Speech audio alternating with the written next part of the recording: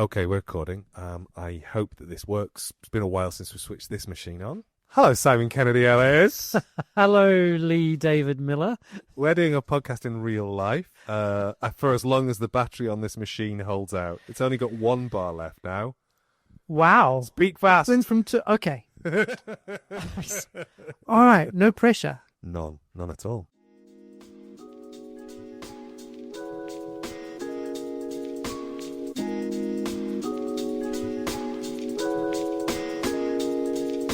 This is a podcast in which two friends talk about the pleasures, absurdities, and imperfections of being human. I'm Simon Ellis. And I'm Lee Miller. Welcome to Midlifing.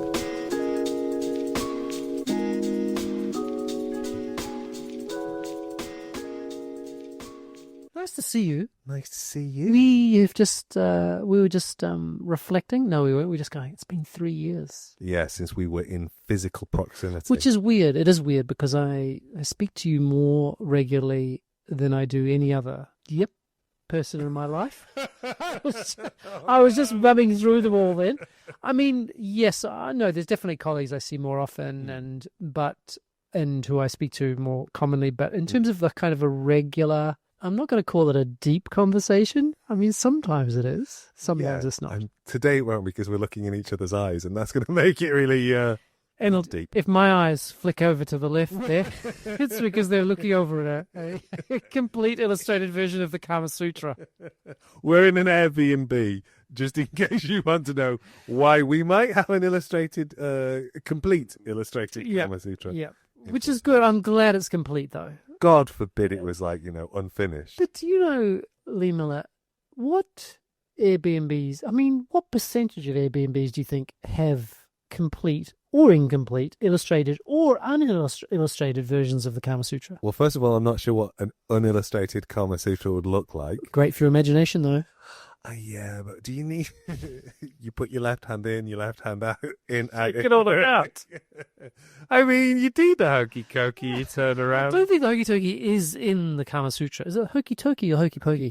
Hokey pokey? I thought it's the hokey tokey. No, well... Maybe this is a kind of a trans-hemispheric issue. Hokey pokes me is an ice cream flavour in New Zealand. Hokey pokes me? Hokey pokey.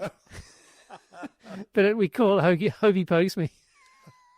I'm so sorry. It's subject. Subject normal. Yes. So Hokey Pokey is a New Zealand ice cream flavour. Okay. Can't get it in Australia?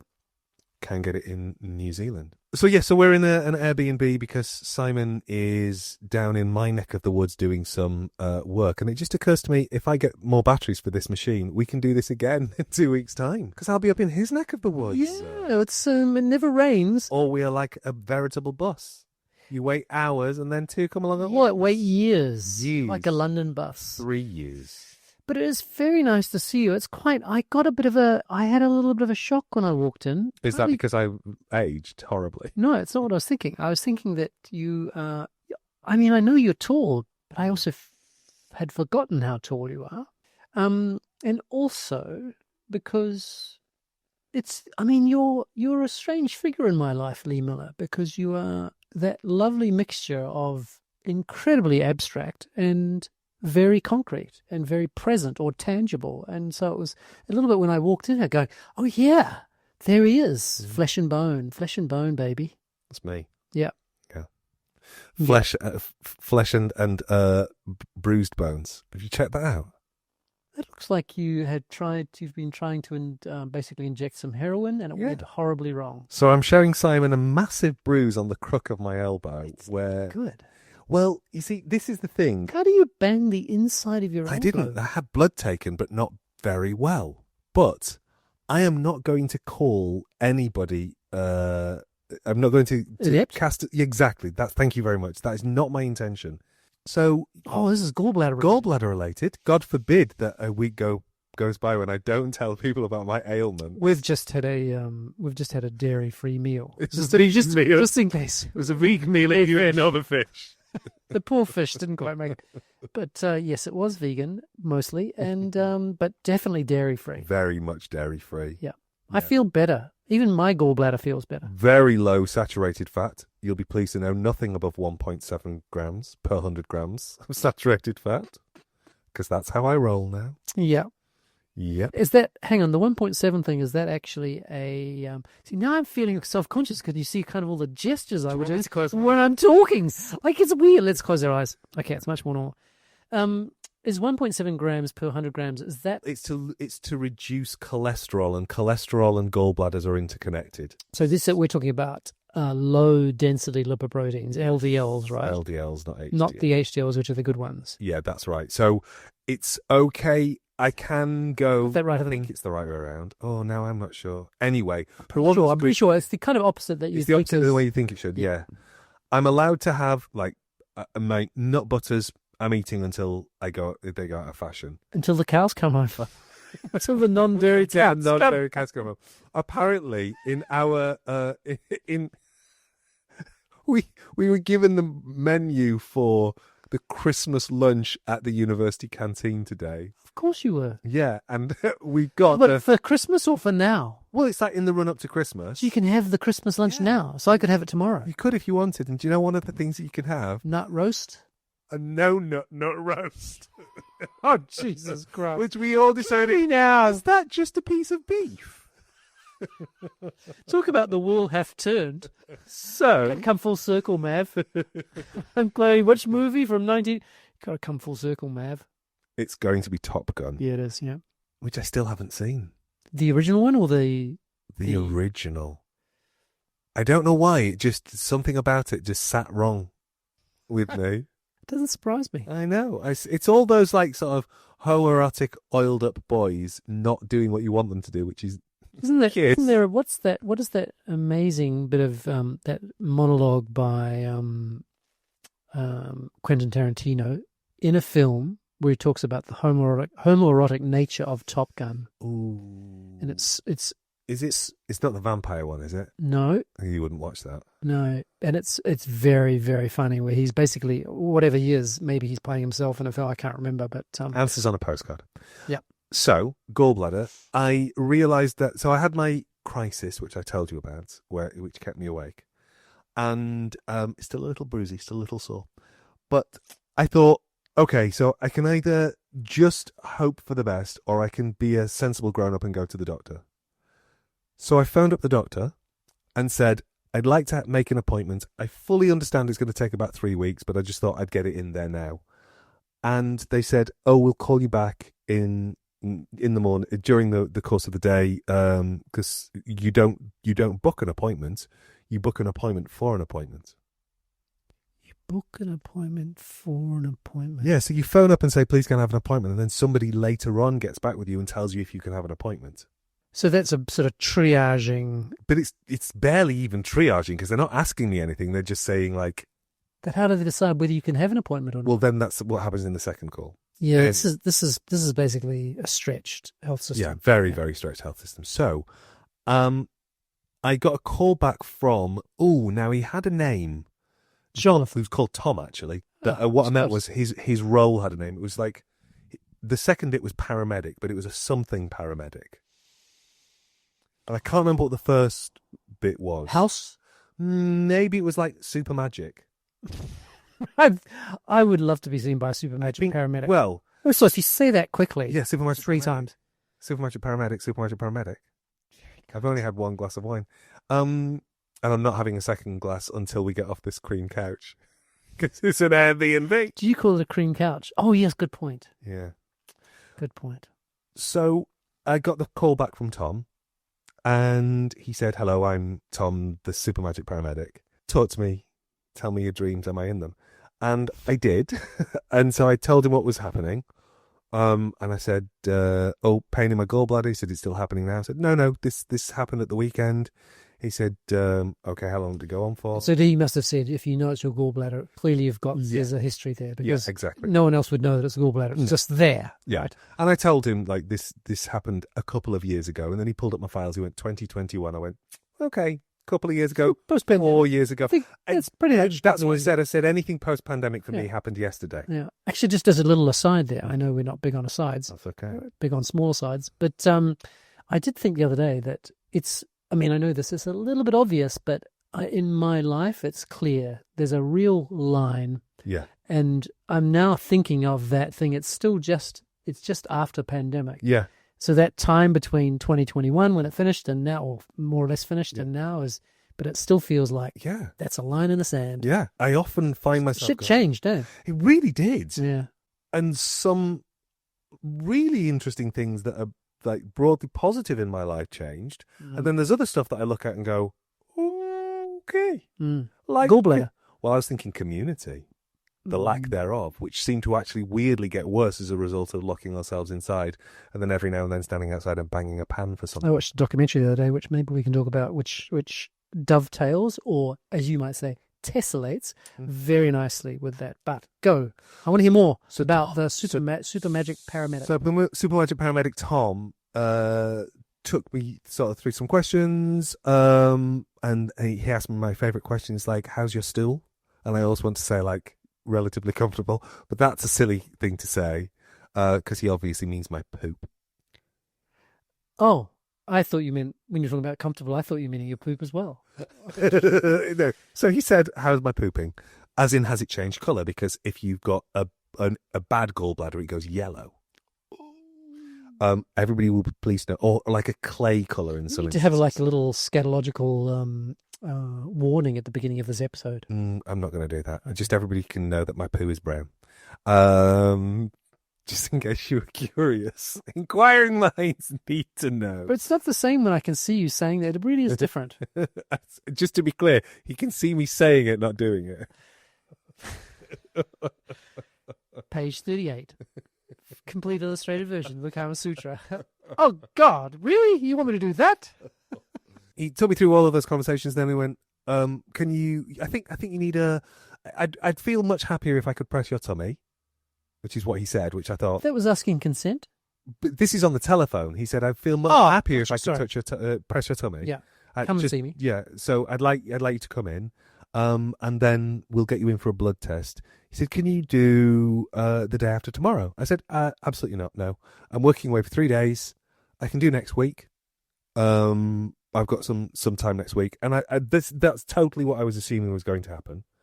And he went, that's not really good. This is, and I just heard him kind of like getting more and more frustrated with the system that he's managing. He went, can you come in at 11:45 today? And this is around about like 9:30. I was like, yeah. I mean, I have to cancel something, but not a big deal. Yeah, I can. I didn't say I have to cancel. That was just in my head. So I said, yeah, I can come in. He's like, because if you come in, I'll just do the blood test. And wait, he did the blood test? Yeah. So he's not so super magic when it comes to blood tests. Well, no, but here's the thing.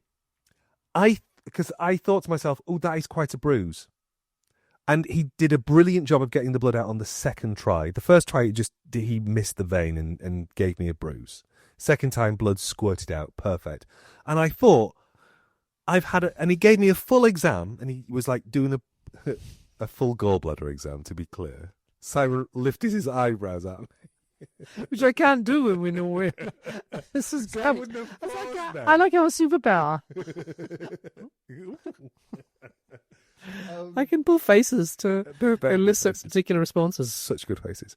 So he gave me he was like pressing all over my tummy. Palpating, I think. Palpating, thank you very much. He was palpating my tummy and all over the place, and gave my livers singular liver a really good press.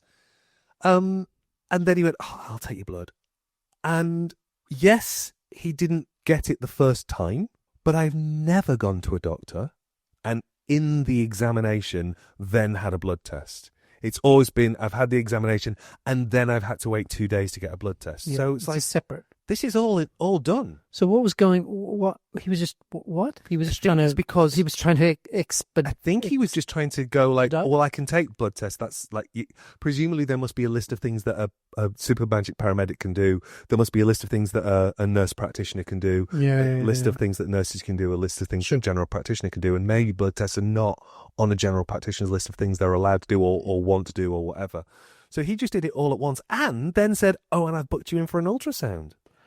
Oh, so you haven't had an ultrasound? No, not yet. I mean, I didn't get, because there'll be a waiting period for that. But I was like, hang about. I was expecting to come and see you in 3 weeks, and you've done bloods, palpated me, and you've booked me in for an ultrasound, all... And the blood will be about cholesterol.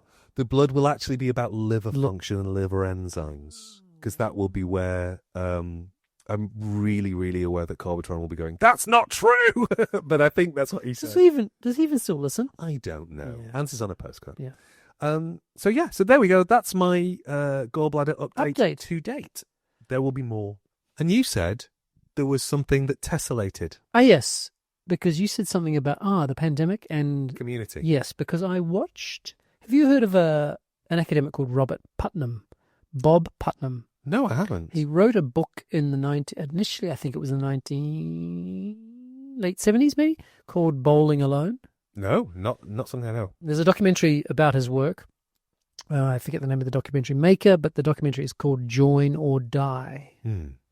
And it charts he was doing some research in Italy, of all places, where I don't actually know what kind of academic he is. Maybe he's a sociologist, something like that.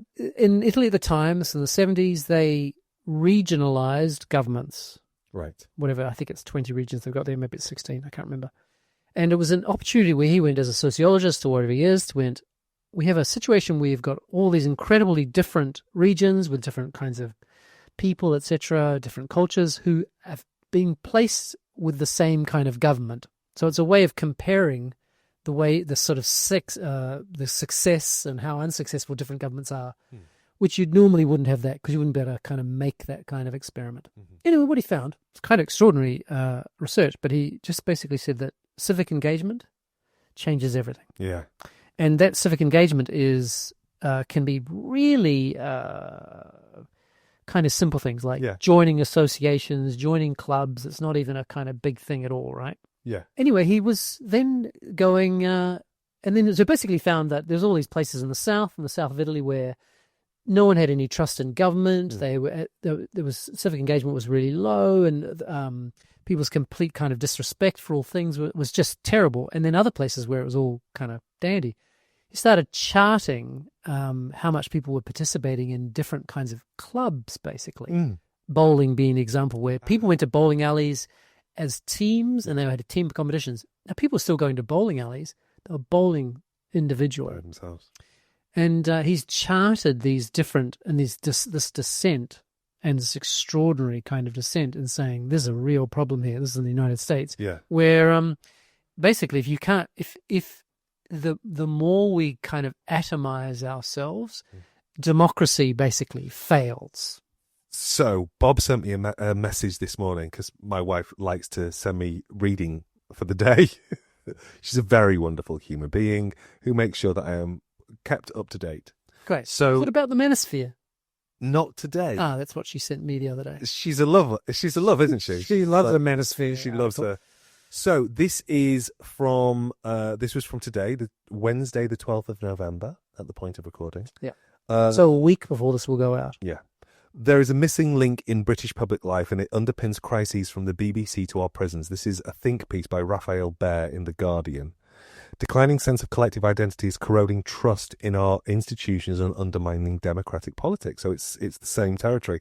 And what I thought was really interesting, I'm not going to go into detail, but as you know, I'm not going to read it all the way through.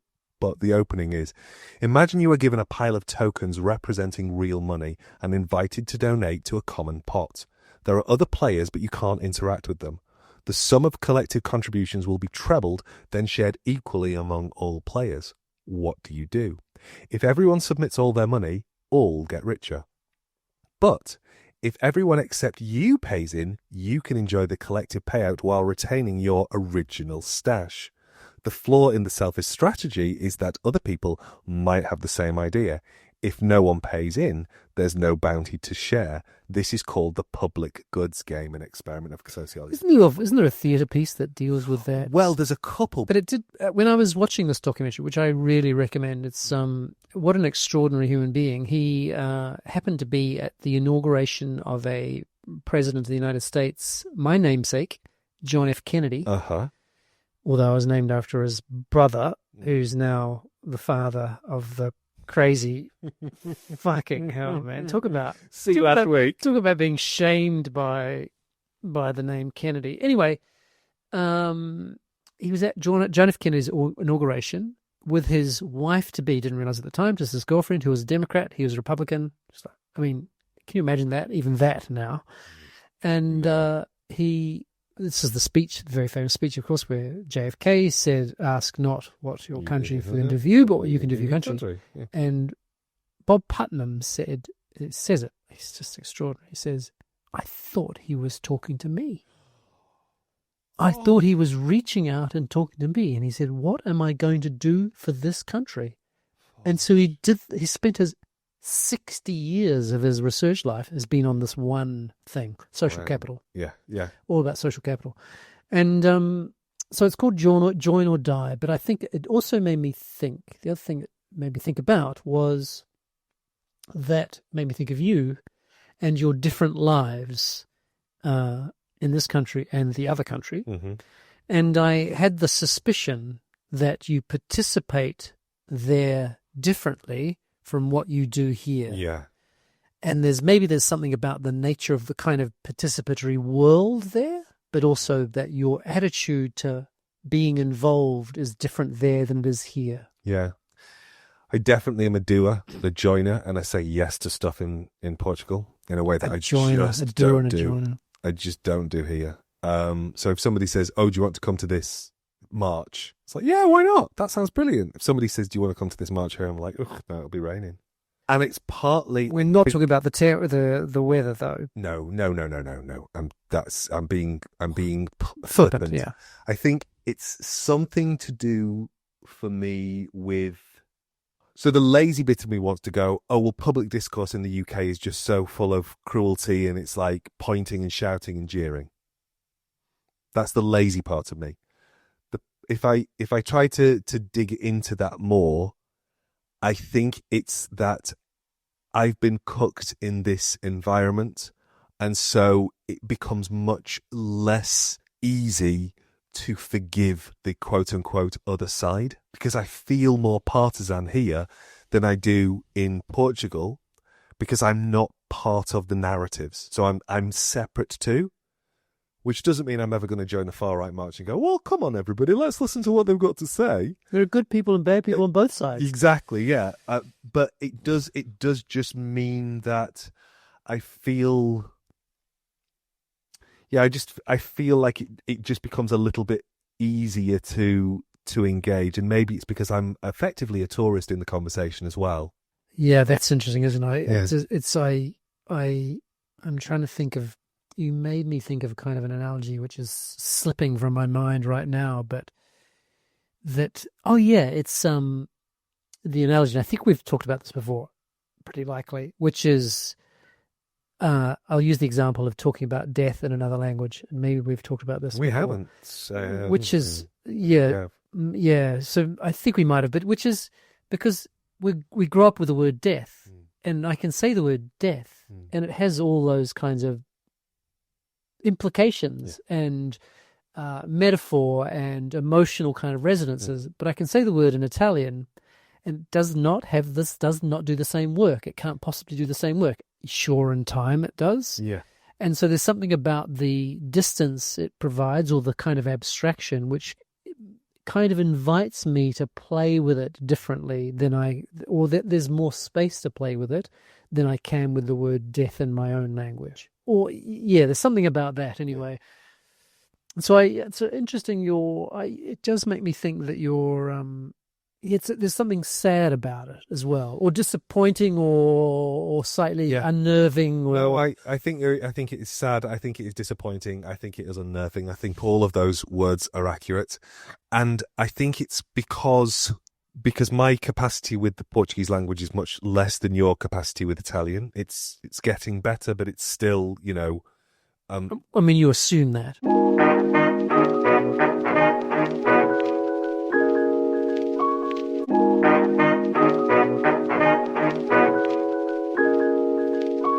I saw something can't remember if it was in a newspaper or if it was on Instagram, but it was a photograph of a guy at the Sunday memorial. So 11/11, whatever, Remembrance Day, Remembrance Sunday. Yeah. And you wear your red poppy, and there was a guy standing in a suit with an enamel red poppy, shaven-headed, with a tattoo of a swastika on his neck. Yeah.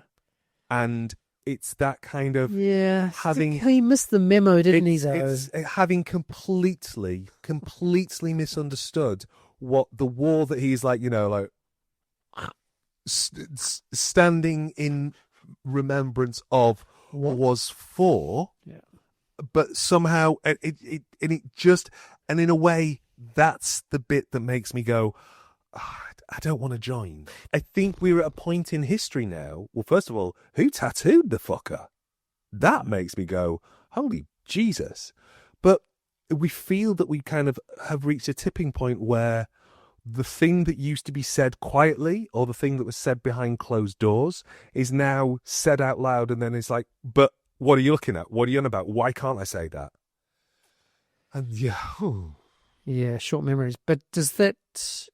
So I don't want to make this about you because I don't want to sound like I'm having a dig at you. Because I'm definitely not doing that. Because dig away. You ought. Well, I think I share the same. I think I understand and empathise with what you're describing there in terms of your relationship to this country, meaning the United Kingdom of Great Britain and Northern Ireland. And there's also the part of it, of course, which is by not doing it. Definitely doesn't help. No, I know. I think I position myself in that as well. I got nothing. What would it take for you? I don't know what it would take for me to knowing what you know. Yeah. Yeah, I feel the same. But I definitely understand deeply that being in relationship with people where you're forced or bump into difference in that way is, I think, so important. Yeah, absolutely. Yeah. I don't know what I think. See ya. Bye. Can't say bye. That's weird. Yeah. Because I'm not going to say, hi. No. Should we have a glass of wine? Yeah, great. Okay.